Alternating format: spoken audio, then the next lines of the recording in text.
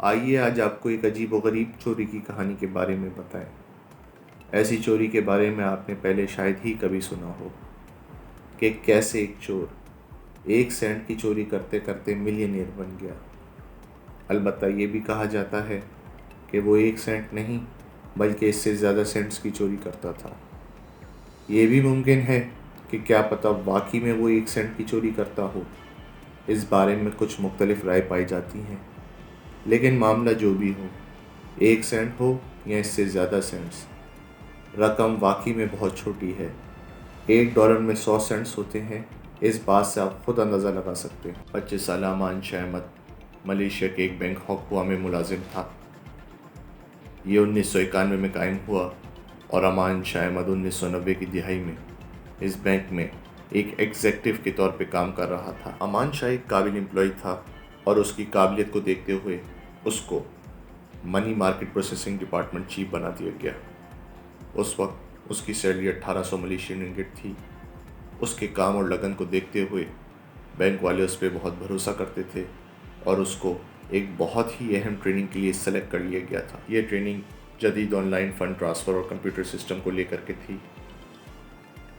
यही वो जगह थी जहां से फ्रॉड का आगाज़ हुआ, जिसने उस वक्त के तमाम सिक्योर बैंकिंग सिस्टम पे एक सवालिया निशान खड़ा कर दिया। अब जबकि अमान शाह पूरी तरीके से ऑनलाइन बैंकिंग सिस्टम से वाकिफ़ था और अपने डिपार्टमेंट में चीफ की हैसियत से काम कर रहा था, बस यहीं उसने एक ज़बरदस्त प्लान बनाया।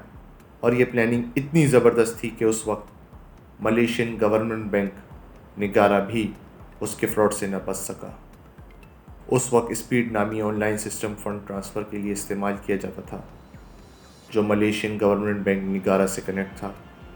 Head of money marketing processing department का सारा प्रोसेस उसकी ज़िम्मेदारी था। अमान शाह ने यह सिस्टम बड़ी होशियारी से अपने बैंक पे अप्लाई कर दिया। अब ऐसा सिस्टम बन गया था कि हॉकवा बैंक के तमाम अकाउंट होल्डर्स के कुछ सेंट्स निकलकर अमान शाह के अपने पर्सनल अकाउंट्स में ट्रांसफ़र हो जाते थे। अमान शाह का अकाउंट बमीपुत्रा बैंक में मौजूद था। रोज़ इसी तरह छोटी छोटी ट्रांजेक्शन्स करके वो कुछ ही वक्त में मिलियनियर बन गया था और उसने बैंक छोड़कर एडवर्टाइजिंग बिजनेस शुरू कर दिया। इसको लग्जरी गाड़ियों का जुनून था और इसने अपना ये जुनून पूरा करने का फ़ैसला किया। अब इसके पास लैम्बोर्गिनी, मर्सिडीज़, पोर्श और BMW के उस वक्त के लेटेस्ट मॉडल्स मौजूद थे। इससे अंदाज़ा लगाएं कि इन गाड़ियों में से एक गाड़ी की कीमत उस वक्त 6,38,000 मलेशियन रिंगिट थी। उस वक्त उसके पास 6 से 7 आलीशान गाड़ियाँ थीं। वो नहीं चाहता था कि वो हमसायों की नज़रों में आए, सो वो इन गाड़ियों को एक एग्जीबिशन सेंटर में पार्क करता था। अब अमान शाह अपने सारे शौक़ पूरे कर रहा था और वो नज़रों में आए बग़ैर एक अच्छी ज़िंदगी गुजार रहा था। अमान शाह की सक्सेस और लग्जरी लाइफ को देखते हुए उस वक्त के पॉपुलर टेलीविज़न शो सिंगापुर सीरी ने उसको प्रोग्राम में आने की दावत दे दी। मज़े की बात यह कि उसने ये दावत फ़ौरन कबूल कर ली। बस यही वो गलती थी जिसने इससे सब कुछ छीन लिया, क्योंकि जब ये शो नशर हुआ तो हॉकवा बैंक का मैनेजर ये शो देख रहा था और वो हैरान हो रहा था अमान शाह की बातें सुनकर।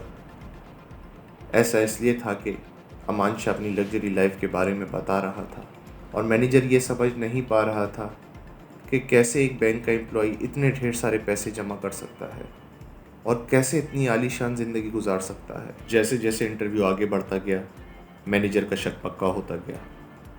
मैनेजर ने फैसला कर लिया कि वो अपने बैंक का इंटरनल अकाउंट ऑडिट करवाएगा और ऑडिट का नतीजा वही निकला जिसका डर था।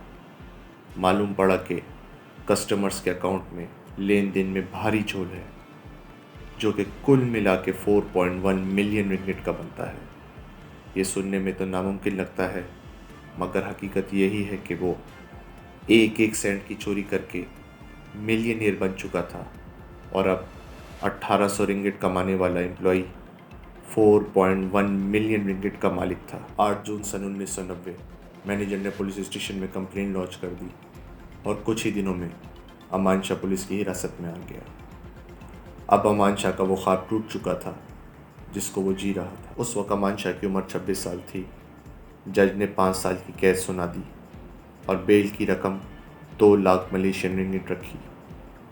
अमान शाह के पास उस वक्त इतनी रकम भी ना थी कि वो अपनी पोस्ट बेल करवा सके, सो उसको उसी वक्त जेल भेज दिया गया। एक इतनी ज़बरदस्त प्लानिंग से की गई चोरी जिसने उस वक्त के तमाम बैंकिंग सिस्टम्स को हिला कर रख दिया, एक इंतहाई मामूली गलती की वजह से इस तरह इख्तिताम पजीर हुई।